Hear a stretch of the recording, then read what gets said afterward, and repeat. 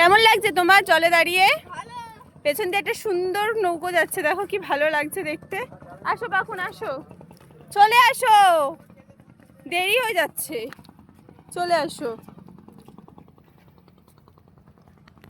পুরো গ্রাম্য একটা পরিবেশ, ইটের রাস্তা, সুন্দর লাগছে। আসো, হাত ধরো, মার হাত ধরো, তাড়াতাড়ি আসো। আর আজকের আকাশটা তো সুন্দর লাগছে দেখতে, জাস্ট আর কিছু বলার নেই। ওই নৌকোটাতে যাচ্ছে, খুব সুন্দর পরিবেশটা, ভালো লাগছে। এই ছেলেটা তো হাঁটতেই পারে না।